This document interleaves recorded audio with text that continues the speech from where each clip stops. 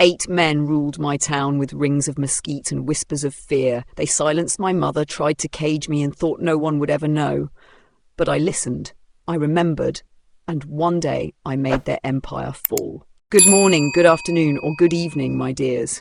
It fills my heart with joy to sit here by the sea and share a fragment of my story with you. My name is Juana Saldivar, and I am 78 years old. These days I live quietly in Tulum, on the coast of Quintana Roo. The ocean has become both my refuge and my cure, a vast embrace that washed over me after so many storms I faced in life. Each dawn I wake before the sun appears, when the horizon is still painted in shades of grey. I brew a pot of café de olla, that sweet coffee spiced with cinnamon, and then I walk along the beach with bare feet sinking into the cool sand. Some might say it is unusual for a woman my age to wander shoeless, but for me it is a way to feel alive, to ground myself, to whisper silently to my soul. You survived.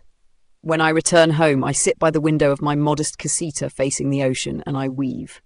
The serapes I make are born from scraps of cloth collected over the years. Every piece has its own memory, bright colours for joyful days, darker shades for moments heavy with sorrow. When I finish one, I never sell it. I give it away to families who have lost, to children who have nothing to keep them warm, to neighbours who need a reminder that someone sees them. More than 200 serapes now exist in other homes, carrying a part of my story stitched into their threads. The habit began long ago after a hurricane ripped through this coast and left dozens of families with bare walls and no blankets. I had a box of cloth tucked away, remnants of old dresses and curtains. I sat at my loom, and the first serape took form. Since that day, I became known in the community as the grandmother of scraps. My small house, simple though it may be, is alive with warmth.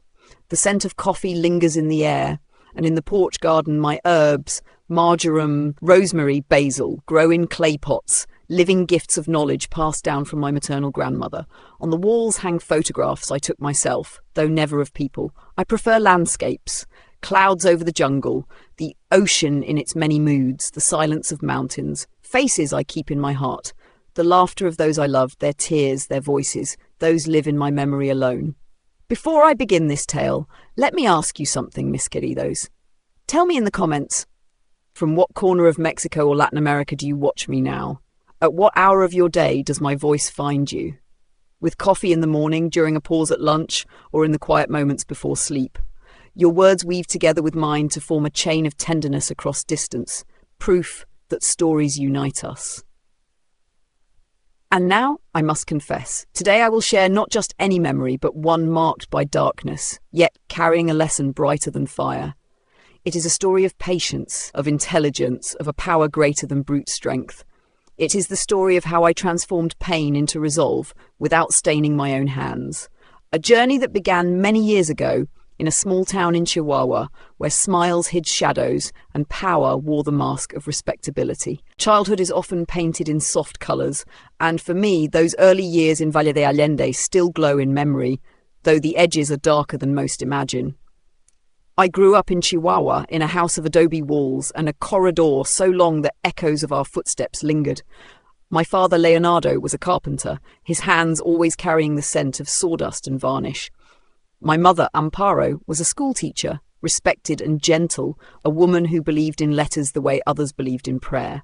Sundays were sacred. We would gather around the table for meals that stretched from noon until dusk, with tios and primos filling the rooms with laughter. My father often carved toys from leftover wood, small horses, spinning tops, and yo-yos. Mama would recite verses she had her students memorize, and I would imitate her, my tiny voice echoing hers. For a time, I thought that life would always be built from those simple joys. But the town had its shadows. Even as a child, I noticed that there were men to whom others lowered their gaze. My grandfather, Ernesto, was one of them. He was not a warm man. His affection was measured in expectations, not tenderness. He often spoke in half sentences, as if the full weight of his words was only for adults to understand. I felt his eyes linger longer than comfort allowed, though I could not yet name what it meant. Still, in those days I found refuge in craft. My grandmother, his wife Teresa, taught me how to sew and embroider. Every stitch carries a prayer, she told me. And I believed it. When I pieced together small cloths for dolls or mended a tear in my brother's shirt, I felt as though I was repairing more than fabric. I was holding the world together, one thread at a time. Years later, after the great hurricane in Tulum, this early lesson in cloth and kindness returned to me. I sat with scraps of fabric, recalling my grandmother's words, and began weaving serapes. Each one carried a prayer, not for dolls now, but for families who had lost their homes, for children who shivered in the night. More than 200 serapes left my hands over the years, each a message that even from ruins, warmth could be created. The people of Tulum began to call me La Abuelita de los Retazos, the grandmother of scraps. At first I laughed, but soon I embraced it. The name was not an insult, it was a crown woven of care. Looking back, I see how those early lessons in Valle de Allende prepared me for survival. To create something from what others discard, to find warmth in fragments, to stitch prayers into fabric. These became not only my craft, but my way of resisting despair. Valle de Allende in the 1950s was a town of contrasts. To outsiders, it seemed quiet, even picturesque. Rows of adobe houses, streets of packed earth, the church bell marking the hours like a metronome of faith. But for those of us who grew up there, we knew that under the surface lived a weight heavier than stone. My family's home stood on the corner of a dusty street, its corridor stretching long and wide, a place where cousins chased each other during fiestas. My father, Leonardo, kept a small carpentry shop. He worked tirelessly with hands that could shape the most stubborn wood into beauty, chairs, cabinets, even cradles. Sawdust clung to him like a second skin, and when he entered the house, the air filled with that scent, sharp yet comforting. Amparo was the opposite kind of craftsman. With chalk and books, she built futures. She taught children letters, insisting that every child deserved the dignity of reading. At night, she often read aloud to me, poems, fables, histories. She wanted me to understand that words were tools as sharp as my father's chisels. On Sundays, the house was alive with voices. Uncles, aunts, cousins gathered to share pozole and tortillas made fresh on the comal. The table stretched to fit everyone, and the afternoons melted into evening with laughter that could be heard down the street. For a time, it was a sanctuary of sound and light. Yet even in those golden hours, I sensed another presence. A shadow that belonged to my brother Ernesto. He was a man of stature in town, always impeccably dressed, his voice carrying weight even in silence. When he entered the room, conversations faltered. His handshake sealed deals. His nod could lift or bury a reputation. I noticed, even as a girl, that people deferred to him in ways they didn't to others. Men bowed their heads slightly, women lowered their eyes. My father, though respected for his craft, often stepped aside when Ernesto spoke. And my mother, though strong in her own right, seemed to brace herself whenever he visited. It was then that I first learned Valle de Allende was ruled not just by laws or priests, but by a circle of men whose power was invisible yet absolute. They were called the Hermandad del Mezquite, the Brotherhood of the Mezquite.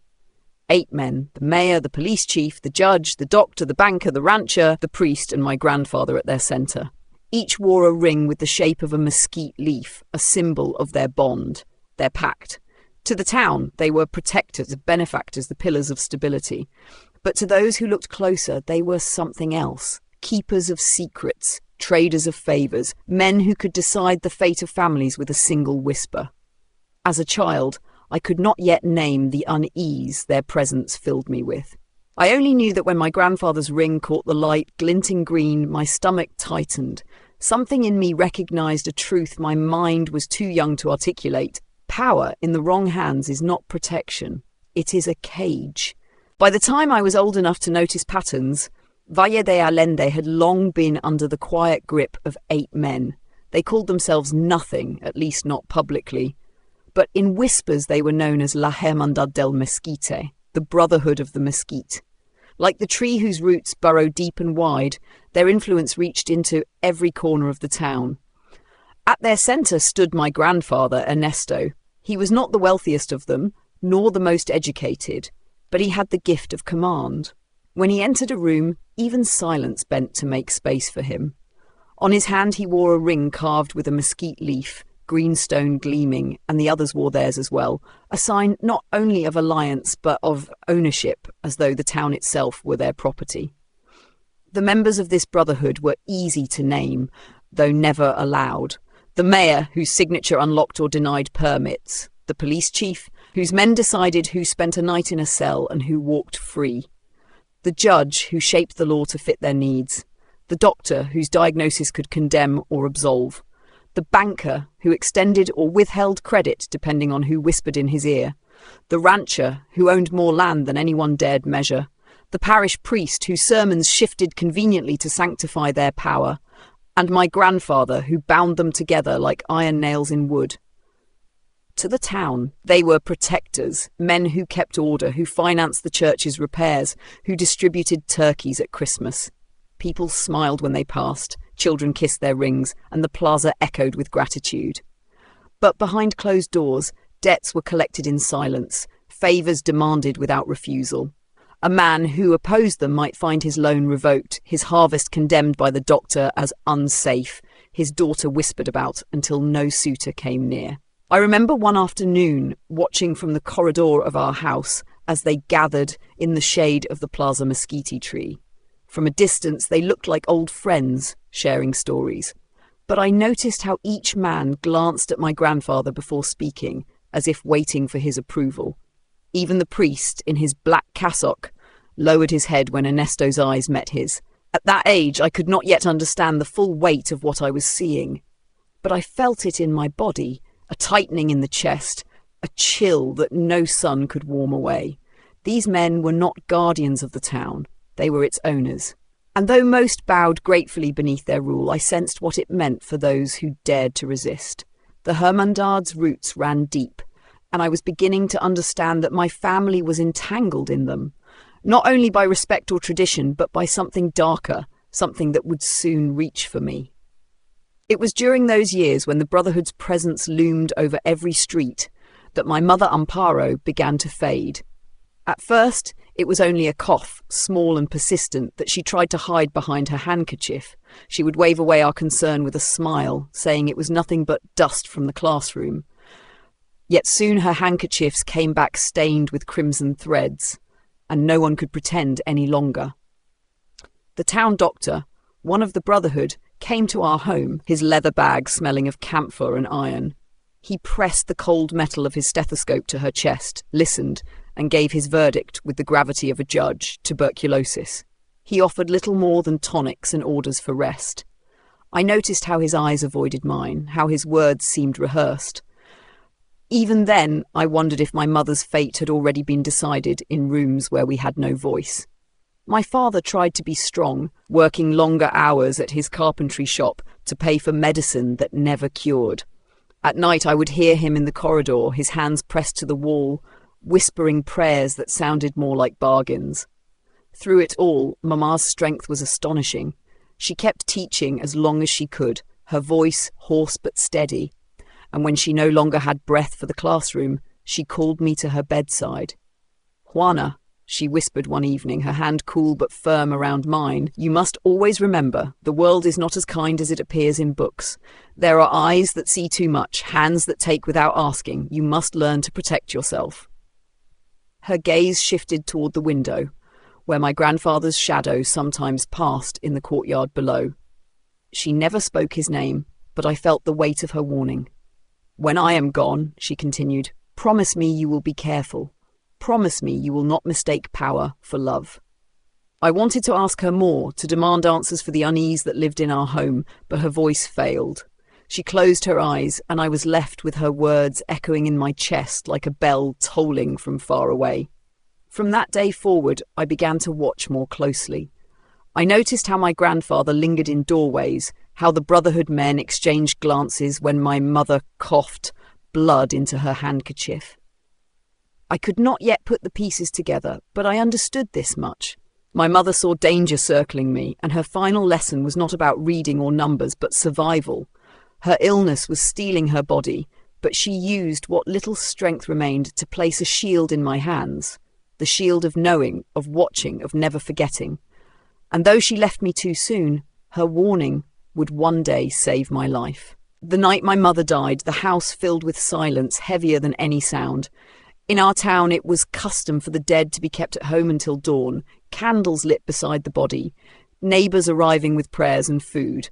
Her coffin rested in the sala, the air thick with incense and murmured rosaries. Yet to me, the house no longer felt like a place of mourning. It felt like a trap. I was 13. The loss hollowed me, but grief did not arrive alone. It came hand in hand with fear. My father wept quietly, his body slumped like a broken chair. He seemed smaller than I had ever seen him. And into that emptiness stepped my grandfather, Ernesto, his presence as sharp as the incense smoke that stung my throat. People came and went, whispering condolences, placing coins on the altar, crossing themselves as they passed the coffin. But in the shadows beyond the candlelight, I saw the brotherhood gather. The mayor, the judge, the police chief, all drifting in like moths, their rings glinting green.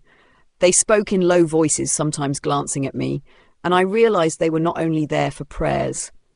They were there for power, for decisions whispered over the body of my mother, as though she were no more than an obstacle finally removed. That night I learned the most terrible truth. When women fall, their absence becomes a door for men to walk through.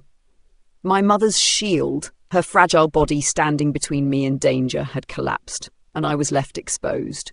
In the stillness of the madrugada, when most mourners had dozed in chairs or gone home, I felt Ernesto's eyes on me. His hand, heavy on my shoulder, lingered too long as he whispered condolences I did not believe. I froze like a rabbit caught in the hunter's light, and inside my chest something broke. The illusion that family meant safety. I did not cry that night, not when I kissed my mother's forehead for the last time, not when the rosary beads slipped from my fingers. Instead, I made a silent vow. I would survive. Somehow, I would endure what came, and one day I would find a way to bring the truth into the light. The wake ended at dawn, the coffin carried out through the corridor, the sun igniting the adobe walls in cruel brightness. My father followed, stumbling, hollow, and I, left behind in the empty house, understood that childhood had ended. The night of the wake was not only my mother's farewell, it was the night the shadows claimed me.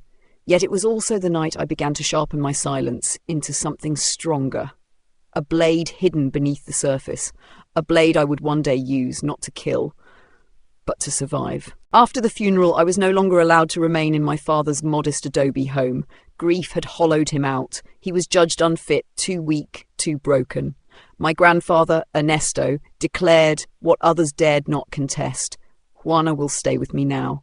And just like that, my fate was sealed. His house towered over the plaza, built of stone rather than clay, with iron balconies and tall doors that shut like the gates of a fortress. On the walls hung grand portraits of ancestors, men in military uniforms, women with stern faces wrapped in lace mantillas. Their painted eyes followed me down every corridor. Yet for all its size, the house felt airless. The windows were narrow, the curtains heavy, and no laughter ever crossed its rooms. I was given a room at the end of a long hallway, a bed too big for me, a crucifix above the headboard, and a wardrobe that smelled of mothballs.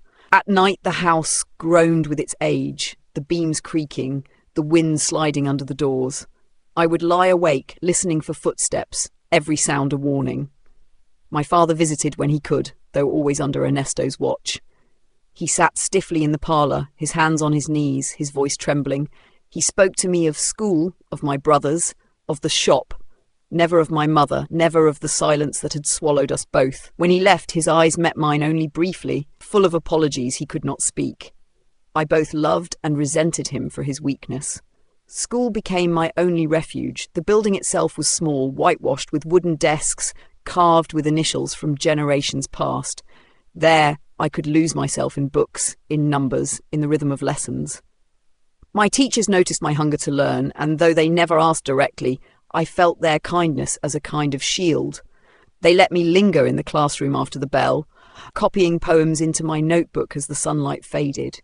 But even there, whispers followed me. Children repeated what they heard at home, that I was lucky, that I lived in luxury now, under the care of the most powerful man in town.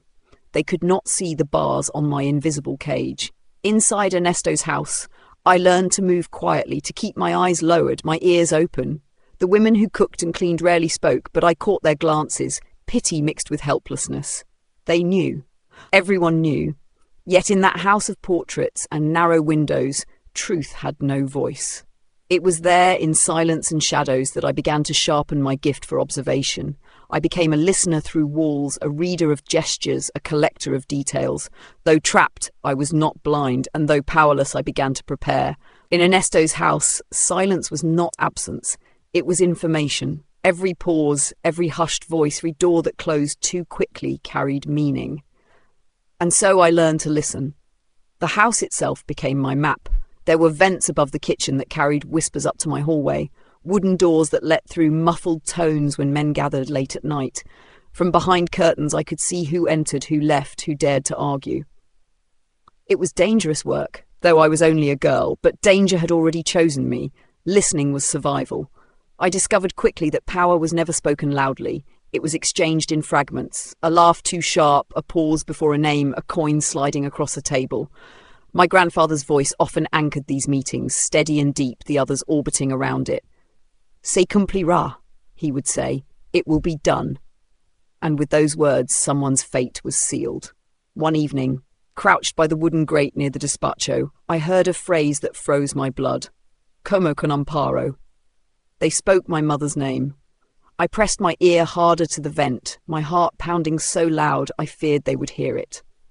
Their voices were low, but the meaning was sharp. My mother had asked questions, too many questions, about deaths in town, deaths no one was supposed to notice. And for that she had been left to fate, untreated, unprotected, allowed to slip away while the Brotherhood looked on. I pulled back from the vent, trembling. Grief had always told me that tuberculosis stole her life.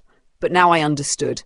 It was not only the disease that killed her, but silence, deliberate silence. After that night, I began writing notes in a small notebook I hid beneath my mattress. Names, dates, half-sentences, a ledger of shadows. I was too young to grasp every piece, but I felt instinctively that collecting them mattered. Someday I would need them. The servants noticed me lingering in corners, ears tilted toward doors. Some would glance at me with warning, others with sympathy. But no one spoke aloud. In that house, words were currency too dangerous to spend. And so I learned a skill that became my armour. To remember what was not meant for me. To piece together a story from scraps of overheard truth. Just as my grandmother had taught me to stitch cloth into something whole, I stitched whispers into understanding. I could not yet act on what I knew, but the seed had been planted. And seeds, even when buried in darkness, pushed toward the light. Curiosity and fear lived side by side within me, but by 14, curiosity had begun to win. I could no longer bear just listening from behind walls. I needed to see. One night, when the house had gone still and even the clock seemed to tick more softly, I left my room barefoot. The corridor was lined with those portraits whose eyes seemed to follow me, witnesses to my every breath. I carried a candle stub in one hand, its flame trembling like my heart. At the despacho, the study was forbidden territory. Ernesto kept the door locked, but I had learned his habits. He always hung his jacket in the hall, and in its pocket, tucked behind a handkerchief, was a small brass key. I had watched enough times to know. The lock clicked open with a sound so loud it seemed to echo across the whole house. I slipped inside, closed the door, and breathed in the scent of leather, tobacco, and dust. The room was lined with shelves of law books and ledgers, their spines cracked with use. On the desk, papers lay in neat stacks, but it was the drawer behind the frame of San Judas Tadeo that drew me. I had seen Ernesto once touch the frame, his fingers lingering as though in prayer, before opening the hidden compartment. I set the candle on the desk, slid the frame aside, and there it was, another key and a drawer that yielded with a sigh. Inside lay a leather-bound ledger. My hands shook as I opened it. At first it seemed ordinary, lists of names, dates, sums of money, but alongside some entries in Ernesto's precise hand were chilling notes. Silencio permanente. Resuelto. Deuda cobrada. Next to certain names, I recognised neighbours who had died suddenly, families who had disappeared from town. Beneath the ledger, envelopes bound with twine. I opened one and froze. Photographs spilled out, grainy but clear enough. Images of the Brotherhood members in compromising scenes, the priest with a woman not his parishioner, the mayor drinking with prostitutes, the banker receiving bribes. Proof. Weapons. My candle guttered. I stuffed everything back as best I could, though my mind was aflame. I closed the drawer, replaced the key, slid San Judas back into place. The saint's painted eyes looked down at me, as though he too kept the secret. Back in my room, I lay awake until dawn, the smell of candle smoke clinging to my hair. My notebook grew fuller that night. Not just whispers now, but evidence. My mother had sought truth. I would seek it too. But evidence is a double-edged sword. In the wrong hands it kills. In mine, still hidden, it became a spark waiting for air. Every year, the Brotherhood gathered to celebrate its founding. They called it nothing more than una cena de amigos, a dinner among friends, but the whole town knew to step aside that night. Carriages or polished cars would line the plaza, music drifted from Ernesto's house, and the air thickened with cigars and brandy. I was 15, the first time I was made to attend, not as a guest but as a presence. Ernesto liked to show me off, the granddaughter raised under his roof, the girl whose beauty was ripening like fruit. He placed me at the edge of the room, near enough to be seen, far enough to be ignored when the men spoke in their private tones. That year, men from Mexico City had joined them, a deputy from the Federal Congress, a highway contractor, their wives glistening in jewels. I listened from my corner, pretending to sip horchata, while their voices filled the salon. They spoke of land deeds and routes, of whose property would be reclaimed for the new carretera. Every word was painted as progress, but I understood this was theft cloaked as development. At midnight the toasts began. Glasses clinked, laughter roared. My grandfather raised his brandy high, the mesquite ring flashing under the chandelier. To the Brotherhood, he declared, 50 years of honour and strength. The men cheered, their wives smiled. The deputy nodded with approval. But then his eyes turned to me. And to the future, Ernesto added, gesturing in my direction. To the young who will carry our name with dignity. The room's attention shifted like a spotlight, and I felt the weight of their stares. The deputy's gaze lingered too long, his smile curling at the edges. Something inside me snapped. I set down my glass, stood taller than I felt, and with a steady voice said, "The future does not belong to men who hide their truths. Documents speak louder than toasts." The room fell into stunned silence. My words had cut across the celebration like a knife. Ernesto's eyes blazed, but he masked it with a laugh, booming and false. "Ah, the girl has her mother's tongue," he said, patting my shoulder too hard. The deputy chuckled uneasily, lifting his glass again, eager to smooth over the crack. The music resumed, but the atmosphere had shifted. Later that night, as I slipped away to my room, Ernesto confronted me in the corridor. His hand gripped my arm like iron. "What documents?" he hissed. My heart pounded, but I met his stare. "Copies," I lied, "kept safe. If anything happens to me, they will not stay hidden." His face drained of colour, the first time I had ever seen fear in him. He released me slowly, his jaw clenched. Neither of us spoke further, but from that night the balance had tilted. I had learned the power of bluff. A single spark in a hall full of shadows can make even the darkest men flinch. The morning after the Brotherhood's celebration, Ernesto summoned me to his despacho. The curtains were drawn, the room heavy with smoke and the stale scent of brandy. He sat behind his desk, the mesquite ring ringing on his finger, his cane resting against the arm of the chair. "Sit," he commanded. His voice was calm, but beneath it ran a current of fury I had never heard so tightly restrained. I obeyed, folding my hands in my lap, forcing myself not to tremble. He studied me for a long time, his eyes sharp as blades. Finally he leaned forward. "Last night you embarrassed me. That will not happen again." I swallowed, steadying my breath. "Then let me go," I said softly, his brows furrowed, not expecting defiance. "I want to study in Mexico City, in a boarding school, away from here." A silence stretched between us, long and suffocating. He tapped his ring against the wood, a slow, deliberate rhythm.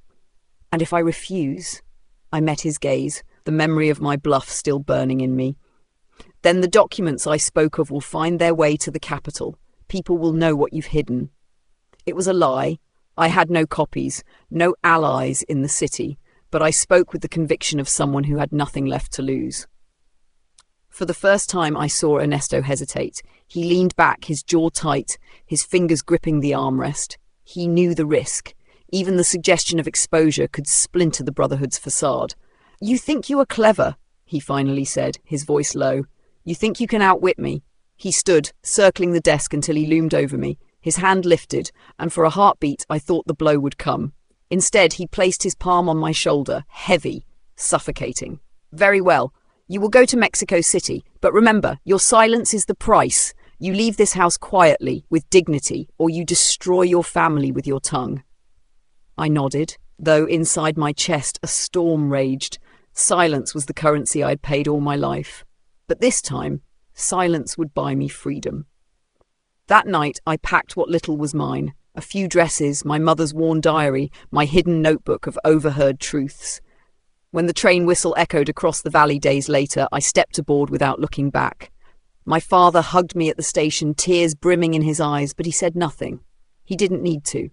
We both knew I was escaping not only a town, but a destiny. Through the window, I watched Valle de Allende shrink into the horizon, its church spire piercing the sky, its streets curling back into memory. For the first time in years, I felt air rush into my lungs without the weight of Ernesto's shadow. I did not yet know what awaited me in Mexico City, only that it was mine to claim. And that, for a girl raised in a house of locked doors and painted portraits, was already victory. Mexico City was a world apart from Valle de Allende. The roar of buses, the tangle of markets, the endless skyline of concrete and glass, it all seemed designed to swallow a provincial girl whole. Yet, within that vastness, I found an unlikely sanctuary. A Catholic boarding school called Nuestra Señora de los Dolores, Our Lady of Sorrows. The building was old, with thick stone walls that seemed to exhale centuries of prayers. The corridors smelled of wax and chalk. The chapel glowed with coloured light from stained glass, and the dormitories hummed with the restless breath of dozens of girls. For the first time, I was surrounded by voices my own age, their laughter echoing into the night like music from a world I had almost forgotten existed. But even in this new refuge, silence clung to me. I kept to myself, my notebooks hidden beneath my mattress, my eyes alert to every shadow. Years of Ernesto's house had trained me too well. It was Sor Consuelo who noticed. She was not like the other nuns. Her gaze was steady, her voice calm, never harsh. One afternoon she asked me to stay behind after class. The sunlight fell across her desk, illuminating the silver strands in her hair. "Juana," she said gently, "your mother once studied here. Did you know that?" I shook my head, startled. A warmth spread through me, unexpected and bittersweet. My mother's footsteps had once echoed in these same halls. She was brave. Sor Consuelo continued. She questioned, she cared, she carried burdens no young woman should. I see something of her in you. Her eyes searched mine, not demanding, only inviting. If you ever wish to talk, I will listen. No judgment, no fear. The words pierced the armour I had built. No one had spoken to me that way since my mother's death. For nights afterward, I lay awake, her offer circling in my mind. Could I trust? Could I speak? Slowly I began to. In fragments at first, mentioning my mother's illness, the weight of living with my grandfather, the loneliness. Sor Consuelo never pressed, only nodded, sometimes placing a hand over mine in quiet solidarity. She gave me books, encouraged me to write not just notes of observation, but feelings, even if I never shared them. In her presence, I felt something shift. I was no longer just surviving. I was beginning to breathe. The world outside was still vast and dangerous, but within the stone walls of Our Lady of Sorrows, I found the faint outline of trust. And in trust, the first glimpse of freedom. It did not happen all at once. Trust, like a wound, must be reopened slowly before it can heal. But by the time I turned 16, the weight of what I carried inside me had grown unbearable. My notebook was nearly full, names, dates, whispers, and sketches of the ledger I had seen. Each night I asked myself, what good is the truth if it dies with me? One afternoon, while rain battered the windows of the classroom and thunder rolled across Mexico City, I stayed behind. Sor Consuelo sat at her desk, the rosary coiled between her fingers. She looked at me, and without asking, she knew. My hands shook as I spoke. At first, the words tumbled out broken, fragments of memory, my mother's warning, the night of the wake, the photographs in Ernesto's desk. Then, as if a dam had cracked, everything poured out. The brotherhood, their secrets, their threats. My voice wavered, but I did not stop. For the first time, I named the crime aloud. When I finished, silence filled the room. Sor Consuelo did not cross herself in shock nor tell me to hush. Instead, she placed her hand over mine. "You are not alone, Juana," she said softly. "Your mother tried to fight them too, and now her strength lives in you." She explained that she had a brother, a prosecutor in the capital, who fought against corruption, though always at great risk. "You cannot take them head on," she cautioned. "The Brotherhood has roots too deep. They would crush a girl who came forward alone. But there are other ways." Her words lit something in me. A strategy. We did not need to drag them into court to begin unravelling their power. We could erode their armour through reputation, through exposure, through carefully placed truths that would corrode the image of untouchable men. That night, I sat by the dormitory window, the city lights flickering like a constellation below. For the first time, I allowed myself to imagine victory, not swift, not glorious, but patient, relentless. Like embroidery, stitch by stitch, their facade could be undone. Still, fear clung to me. Speaking had not lifted the danger, it had sharpened it. If Ernesto ever discovered what I had revealed, the consequences would be fatal. But I also felt a new kind of strength, one born not of silence but of voice. I pressed my mother's diary to my chest and whispered into the night, "I will not let your fight end in shadows. I will carry it forward." The truth had been named, and once named it could not be buried again. It began quietly, like the first cracks in a dam. One by one, the pillars of the Brotherhood faltered, their strength gnawed, not by fists or bullets, but by truth slipping into the open. The doctor was the first. Files he thought destroyed resurfaced. Records of misdiagnoses, of treatments withheld from those who could not pay, of women like my mother whose lives had been shortened by oversight. Rumours spread through the hospital corridors, and soon patients demanded he resign. He left town under cover of night, his name whispered like a curse. The police chief followed. Anonymous complaints reached Mexico City, bribes, disappearances, extortion hidden under the veil of keeping order. Federal investigators arrived in unmarked cars, and within weeks he was dismissed. Without his protection, the Brotherhood's grip loosened on the streets. Then, the banker. Documents surfaced of fraudulent loans, of money siphoned to enrich himself and his allies. His clients withdrew in panic, the local press publishing stories that painted him as a thief dressed in silk. He fled to Juarez, leaving the vaults nearly empty. The mayor's fall was more scandalous. A bundle of photographs circulated, grainy but damning, showing him with a mistress half his age, the same contractor who won sealed bids at inflated prices. His wife left him, his opponents rose, and his reign collapsed in laughter and shame. The rancher's lands became the subject of investigation, proof that they had been seized through forged deeds, stolen from families who could never fight him. One brave widow stepped forward, documents in hand, and the story spread like wildfire. The courts, pressured by whispers from the capital, stripped him of titles he had held for decades. Even the priest was not untouchable. Survivors of his visits to confessional spoke out, quietly at first, then with more courage when they realised they were not alone.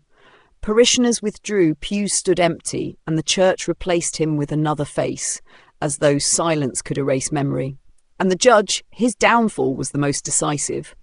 Wiretaps revealed his dealings with criminals, his rulings bought and sold. When federal agents arrived, they carried him out in handcuffs, the image splashed across newspapers. For the first time, Valle de Allende saw that even men in black robes could be unmasked.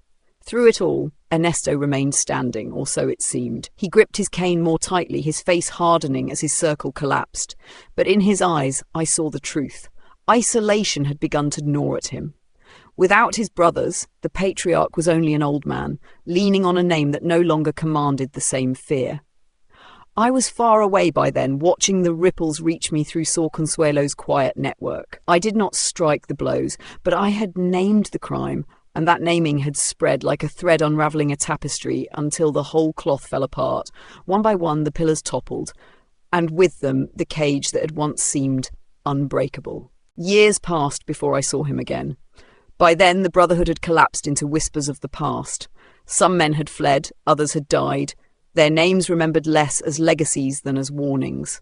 Only Ernesto remained, diminished but unbroken in the minds of those who still clung to his shadow. Then the news came. A stroke had struck him down. He lay in the hospital, half his body paralysed, his voice reduced to gravel. At first, I resisted the call to visit. Why look upon the man who had stolen so much? But something inside urged me to go, not for him, but for myself.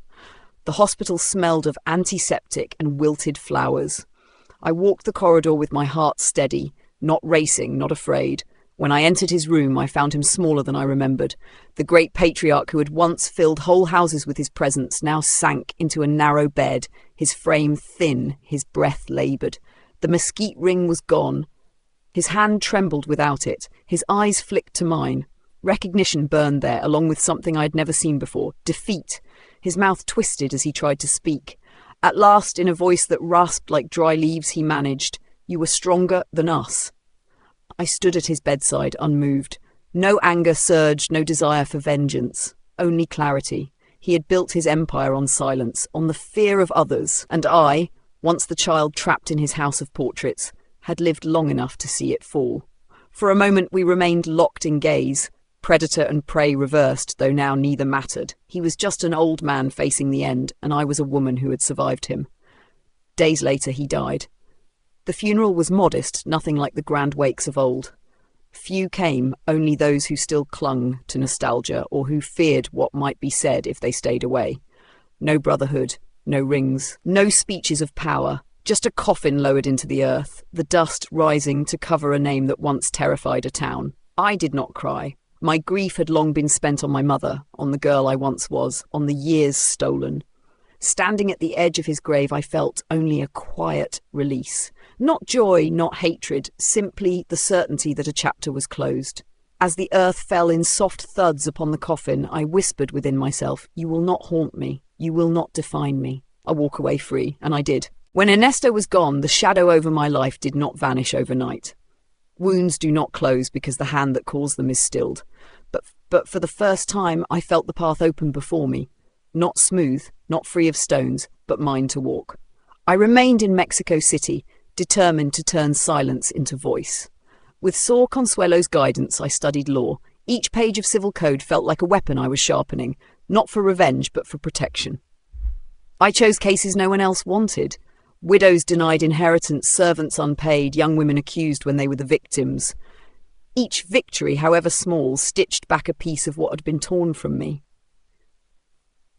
In those years, I met Gabriel. He was not a man of power, but of patience. An accountant who listened more than he spoke, who never reached for me with demand, but waited for trust. For the first time, I learned what love felt like when it was not a cage. Together, we adopted Lucia, a child with wide eyes who carried her own story of abandonment. In raising her, I discovered that motherhood was not blood alone. It was choice, sacrifice, and joy stitched together. Life moved forward in chapters. Gabriel passed too soon, but not before we built a home filled with laughter. Lucia grew strong, later gifting me grandchildren whose laughter became the music of my later years. And when my work in the courts was done, when I had given what strength I could, I returned to the sea. Tulum welcomed me with salt air and endless sky. The hurricanes reminded me of how fragile everything is, but also how resilient. After one storm left families with nothing but walls, I began weaving serapes again. Scraps of cloth, woven together, transformed into warmth. More than 200 found their way into homes, each one carrying a prayer, a promise that ruin is never the end. Neighbours began calling me La Abuelita de los Retazos. At first I smiled at the name, unsure, but then I realised it was not a reminder of brokenness. It was a testament to what I had built. From fragments I had made something whole. From silence I had woven voice. Now, at 78, I sit by the sea each morning, coffee warming my hands, watching the horizon glow. My shelves hold cameras, my walls hold photographs, and my heart holds peace. The girl trapped in a house of portraits and no windows is gone. In her place stands a woman who chose life again and again. Scars remain, yes, but scars are not only reminders of pain. They are proof of healing. Proof that the wound closed and that I lived on. And so my story ends where it began, not in shadows but in light. A life rewoven, thread by thread, until what was once broken became whole again. Juana Saldívar's life was never defined by the men who tried to silence her. It was defined by what she built from the silence. Law to defend the powerless, a home filled with chosen love and serapes woven from scraps to warm strangers after storms. She endured what should have broken her, yet in the face of cruelty she answered with creation. In the face of power she answered with truth, and in the face of shadows she answered with light. Her story is not only her own. It belongs to every woman who has been told to stay quiet, every survivor who has carried wounds in secret, every voice that has trembled but not fallen. Juana's life reminds us that scars are not signs of weakness, they are marks of survival. Now, in Tulum, as the sea erases footprints each morning, Juana walks freely, her serapes stitched with prayers lie across the shoulders of neighbours, carrying with them the quiet power of resilience. And so, her legacy continues. A grandmother of scraps, yes, but more truly a grandmother of strength, proof that even in the darkest nights, light waits to be found and woven and shared.